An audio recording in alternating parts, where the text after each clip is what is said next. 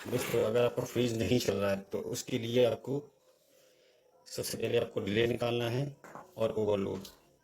Overload को निकालने के बाद में आपको ये देखना है कि आपका ओवरलोड ठीक है कि नहीं। ओवरलोड को चेक करने के लिए आपको इस कंटिन्यूटी मोड पे लगाना है, जिसमें आपको बीप की आवाज़ आ रही है। और दूसरा, आप इसको ओवरलोड को जिसमें थिम्बल लगते हैं, सप्लाई की वायर आता है, आप इसमें लगाएंगे। और दूसरा जो कंप्रेसर पॉइंट लगता है इसको आप मिला के देखेंगे। अगर आपका ओवरलोड ख़राब होगा तो ये बीप नहीं देगा, ओपन दिखाएगा, कोई कंटिन्यूटी नहीं आएगी इसमें, तो आपका ओवरलोड ठीक है। रिले को तो आप उस तरीके चेक कर सकते हैं, रिले को आप लगा कर ही चेक कर सकते हैं। पीटीसी रिले है तो इसको आप लगा कर ही चेक कर पाएंगे। तो उसके बाद आप क्या करेंगे, कंप्रेसर को आप डायरेक्ट चेक करेंगे आपका कंप्रेसर तो कहीं ख़राब नहीं है। तो इसको चेक करने के लिए आपको सबसे पहले इसकी रेजिस्टेंस दिखनी है। इस कंप्रेसर की रेजिस्टेंस आपको भिन्न भिन्न अलग अलग तरह की रेजिस्टेंस आनी चाहिए। तो इसलिए मैं चेक कराता हूँ। देखिए हमारा कॉमन पॉइंट है, कॉमन पॉइंट से हमारे इस पॉइंट पे लगाने पे हमारी रेजिस्टेंस 7 पॉइंट या 8.1 या 7.8 है। एक ही अलग रेजिस्टेंस है। और हम फिर दूसरे पॉइंट पे नापेंगे, इसमें अलग रेजिस्टेंस है। तो ये हमारा कंप्रेसर ठीक लग रहा है। और दूसरा चीज़ कि हम कंप्रेसर की शॉर्टिंग देखेंगे, कहीं कंप्रेसर आपका शॉर्ट तो नहीं है। तो इसके लिए कंप्रेसर का वो हिस्सा लेना है जिसमें कोई पेंट ना लगा होगा। पेंट लगा होता है उसको खोज कर आप शॉर्टिंग इसकी चेक कर सकते हैं। शॉर्टिंग चेक करने के लिए आपको एक प्रो आपको बॉडी से लगाना है और दूसरा इन सभी पॉइंटों पे लगा कर देखना है कंप्रेसर आपका शॉर्ट तो नहीं है। अगर आपका कंप्रेसर शॉर्ट नहीं है तो फिर आप क्या करेंगे, आप देखेंगे कंप्रेसर को डायरेक्ट लगा कर इसको चेक करेंगे। दोस्तों हमने ये कॉमन अपना ब्लैक वायर है, वाइट स्टार्टिंग, रेड हमारा रनिंग। तो हम या यहाँ से भी स्टार्ट करके हम चला सकते हैं और बोर्ड में भी लगा के चला सकते हैं। ठीक है, तो हम रनिंग पॉइंट को यहाँ पे लगाएंगे, न्यूट्रल फेस देंगे रनिंग पॉइंट को। देखिए रनिंग पॉइंट हमने दे दिया है और हमने किलोमीटर लगा रखा है। तो चलिए हम देखते हैं इसकी रीडिंग, चला के देखते हैं इसको यहीं से ही। तो स्टार्ट करते हैं हम। ये चल गया हमारा कंप्रेसर।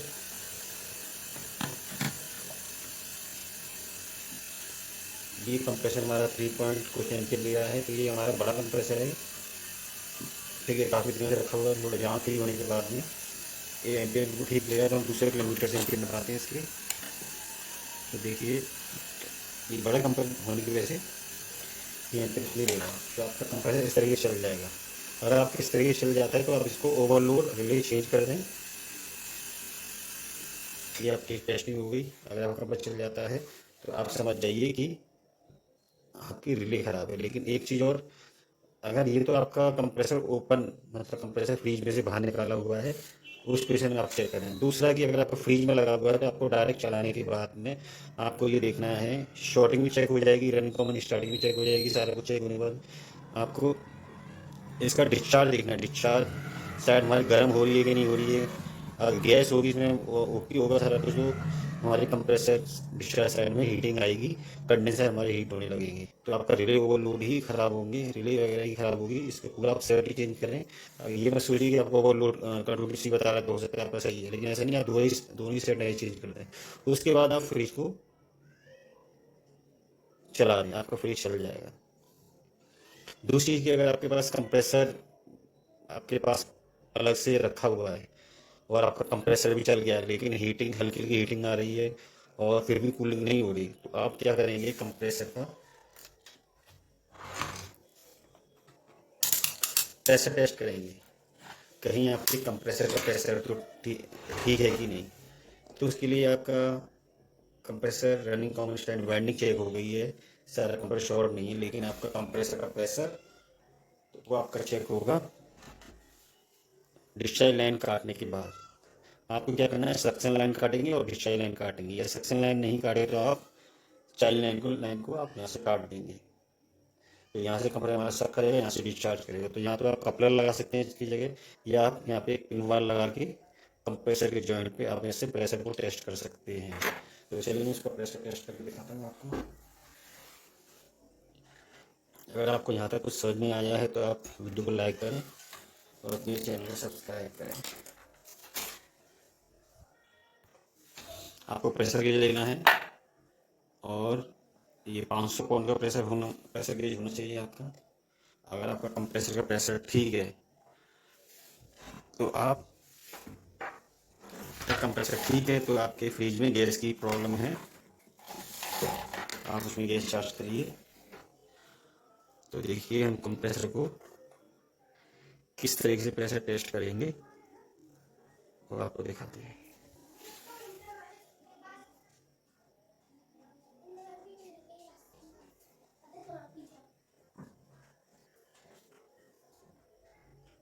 ये डिस्चार्ज लाइन में लगा दिया हमने। अभी प्रेशर कितना आगे भाग रही है देखना।